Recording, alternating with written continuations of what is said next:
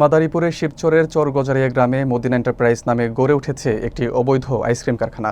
কারখানায় অস্বাস্থ্যকর পরিবেশে তৈরি হচ্ছে মদিনা স্পেশাল নামের 10 টাকার আইসক্রিম, যা উপজেলার বিভিন্ন হাটবাজারে বিক্রি হচ্ছে। বিস্তারিত থাকছে রাকিবুল হাসান রকির প্রতিবেদনে। সরেজমিনে গিয়ে দেখা যায় স্থানীয় আবুল হোসেন খান তার নিজ বাড়িতে অনুমোদনহীনভাবে কারখানাটি পরিচালনা করেছেন। এখানে বিএসটিআই পরিবেশ অধিদপ্তর, যা স্বাস্থ্য বিভাগের কোনো অনুমোদন নেই। আইসক্রিম তৈরিতে ব্যবহার করা হচ্ছে ক্ষতিকর কেমিক্যাল ও কৃত্রিম ফ্লেভার। অপরিচ্ছন্ন পাত্রে খালি হাতে মেশানো হচ্ছে উপকরণ। শিশু শ্রমিকরা কাজ করছে কোনো প্রশিক্ষণ ও সুরক্ষা ছাড়াই, যা শিশু শ্রম আইনের লঙ্ঘন। আবুল হোসেন দাবি করেন, কাগজপত্র নবায়নের জন্য পাঠানো হয়েছে, তবে স্থানীয়রা জানান প্রশাসনের নজরদারি না থাকায় অবাধেই চলছে ভেজাল ব্যবসা। সচেতন মহল দ্রুত ব্যবস্থা গ্রহণের দাবি জানিয়েছে, না হলে শত শত শিশু স্বাস্থ্য ঝুঁকিতে পড়বে বলে আশঙ্কা প্রকাশ করেছেন তারা। আমরা ক্ষুদ্র ব্যবসায়ী, আমরা ছোট কারখানা, আমাকে নিজে বানাই নিজে বেশি করছি, গাই দুধ দিয়ে কটা মাল বানাইতেছি, এলো শুরু করছি সবাই নিজেরা বানাই নিজেরাই বেশি। আপনি এমন একটি জায়গা কারখানা গড়ে তুলেছেন, এখানে আসলে পরিবেশ অধিদপ্তরের কোনো ছাড়পত্র আপনাকে দিছে? হ্যাঁ দিছে, সবই আছে। তারপরে দেখলাম মদিনা এন্টারপ্রাইজ নামে একটা সাইনবোর্ড, সেটির আসলে কোনো ট্রেড লাইসেন্স আছে কিনা? হ্যাঁ আছে আছে আছে না? সবই আছে।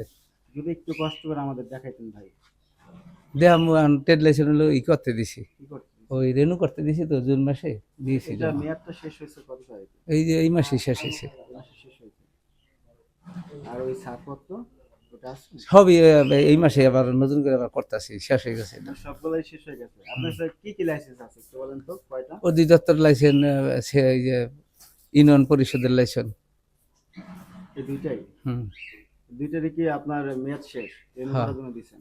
ওই গাছ দুধ দিয়ে আমরা আইসক্রিম বানাই, ওটাই বেশি। ওই যে গাছ দুধ জাল দিতে আসি, ওটা ভিডিও করে দেয়, তার অসুবিধা নেই। যে দুধ আইলে পাই, এটা তো গাছ দুধ দিয়ে সবাই বানাইতেছে, আমি একলা বানাই না তো, সবাই বানায়। না, যেহেতু একটি খাবারের পণ্য আপনি তৈরি করছেন, এটি আসলে বিএসটিআই এর কোনো অনুমোদন দরকার আছে? বিএসটিআই এর অনুমোদন আমরা কথা বলছি, আর কইছি তা আপনার কারখানা তো ছোট, আরো বড় করেন, এরপরে দেওয়া যাবে। সেক্ষেত্রে তারা অনুমোদনও দেয়নি।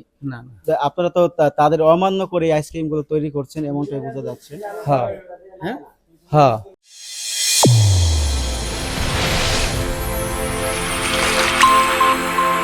চ্যানেল A1 হৃদয় রেসপন্স।